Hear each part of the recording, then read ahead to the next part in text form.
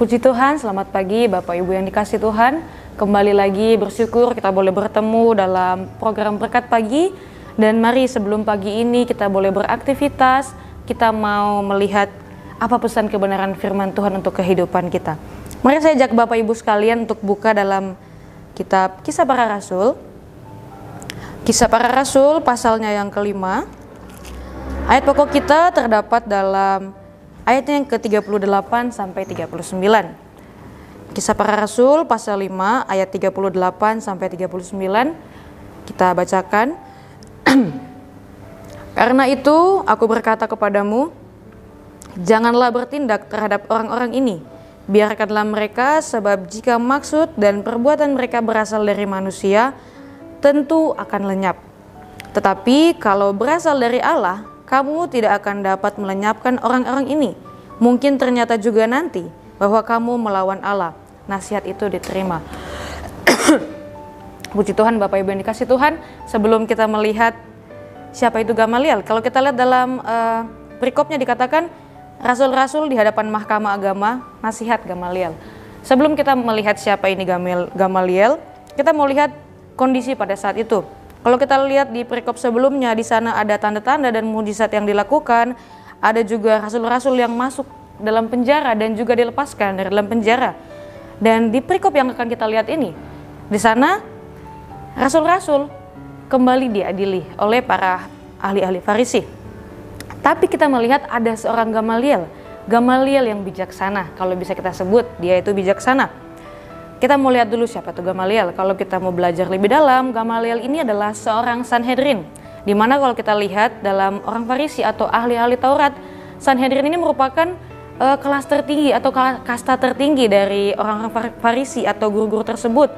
Kalau kita mau lihat juga ke depan nanti, Gamaliel ini merupakan gurunya Paulus. Dan juga Gamaliel adalah seorang yang sangat dihormati.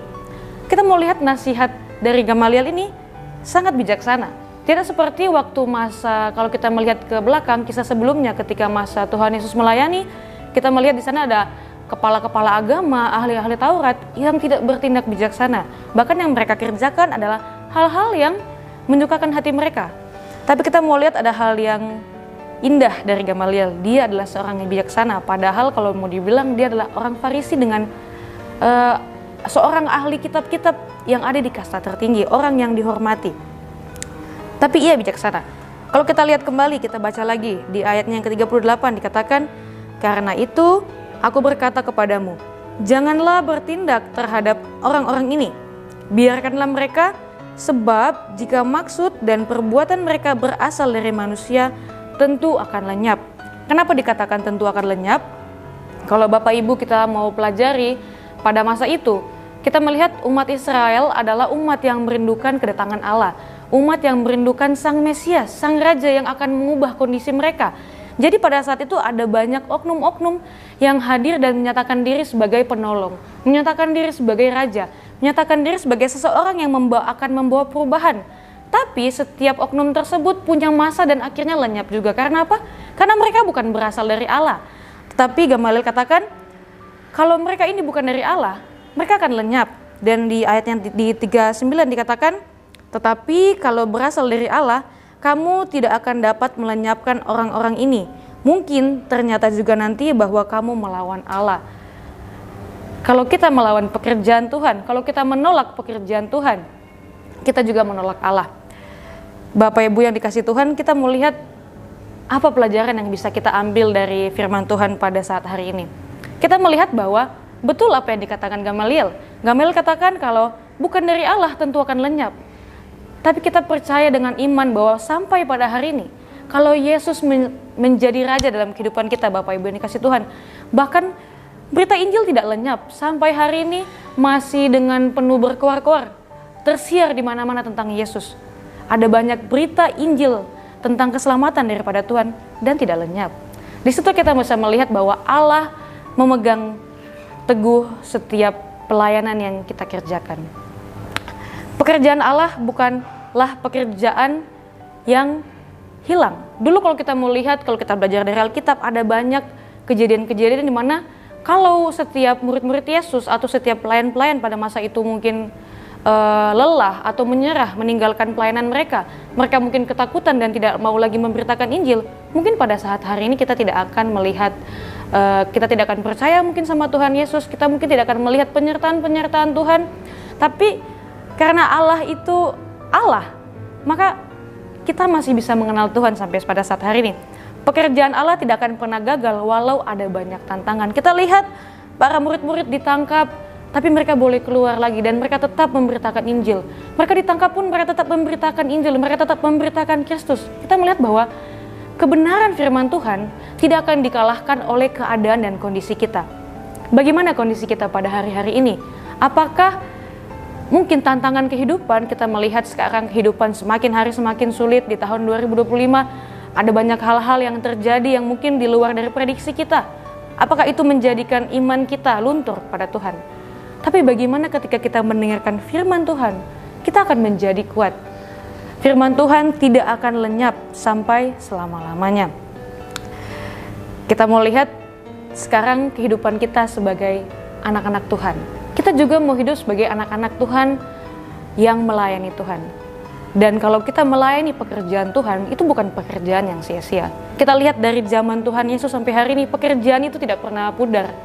Pekerjaan itu masih terus kita bisa ambil alih. Bahkan kalau kita lihat pesan Tuhan Yesus sebelum ia naik ke surga, ia katakan pergilah dan beritakan kabar itu. Beritakan kepada segala bangsa. Apakah Bapak Ibu yang dikasih Tuhan mau menyatakan siapa Yesus? Mungkin Bapak Ibu saya tidak undang untuk ada di atas mimbar berkhotbah, mungkin tidak harus ada di pasar-pasar atau dimanapun kita berada untuk juga berkhotbah, tapi dengan perilaku kita, dengan tindakan kita, dengan mencerminkan iman kita kepada sesama lingkungan kita, di keluarga kita, di tempat pendidikan kita, di lingkungan pekerjaan kita, di gereja, mungkin masih banyak orang-orang yang lemah imannya. Apakah kita mau menjadi pemberita Injil yang menguatkan setiap orang-orang yang mungkin masih lemah? Atau mungkin kehidupan kita yang lemah, tapi kalau kita sadar firman Tuhan itu kuat di dalam kehidupan kita, kita akan kuat. Penyertaan Tuhan itu tidak akan pernah lenyap. Dan kita melihat, mungkin kita bisa renungkan, bagaimana dengan kehidupan kita? Apakah kita maju? Apakah kita anak-anak Tuhan yang maju? Apakah kita pelayan-pelayan Tuhan yang maju? Atau kita pelayan Tuhan mungkin yang berhenti? Atau mungkin ada Bapak Ibu sekalian yang memberi diri untuk melayani Tuhan, tapi mungkin ada perbincangan di sana di sini yang mungkin melemahkan iman kita, terus kita sudah mulai tidak datang beribadah, kita sudah tidak mulai ikut komunitas yang ada, kita sudah mulai merasa gereja itu bukan tempat yang baik karena ada A, ada B, ada C. Tapi apakah kita mau fokus kepada Tuhan? Karena kita lihat di ayat yang ke-39 dikatakan, kalau berasal dari Allah, kamu tidak akan dapat melenyapkan. Bapak Ibu, kalau kita melayani Tuhan, kalau kita bekerja untuk Tuhan, kita nggak akan mau berhenti. Tapi kalau kita mau berhenti, berarti kita masih bekerja untuk manusia. Kita mungkin ada dapat pelayanan usher, ada singers, dan lain sebagainya. Kalau kita merasa kita tidak mau lagi melayani, berarti kita bukan melayani Tuhan. Tapi kalau setiap hari mungkin ada banyak tantangan, tapi kita mau tetap teguh melayani Tuhan, kita mau tetap hidup dalam kebenaran firman Tuhan, kita mau hidup takut akan Tuhan di keluarga kita, di lingkungan kita bekerja dan dimanapun kita berada. Kalau kita mau tetap berpegang teguh pada iman kita kepada Tuhan, kebenaran-kebenaran Tuhan, berarti kita melayani Tuhan, berarti kita hidup untuk Tuhan. Tapi kalau kita mundur, berarti memang kita tidak punya cinta dan fokus kepada Tuhan. Mari Bapak Ibu dikasih Tuhan, mungkin hari-hari ini semakin berat, mungkin keadaan dunia tidak jadi semakin lebih baik, tapi kalau kita mau menyerahkan kehidupan kita kepada Sang Pemilik kehidupan kita, yakin dan percaya bahwa kita akan memiliki iman yang teguh. Puji Tuhan, demikian kebenaran firman Tuhan. Mari setiap kita mau memiliki hati yang adalah hatinya Tuhan, supaya kita dapat terus kuat menghadapi kehidupan kita. Puji Tuhan, Immanuel, Allah beserta dengan kita. Kami perlu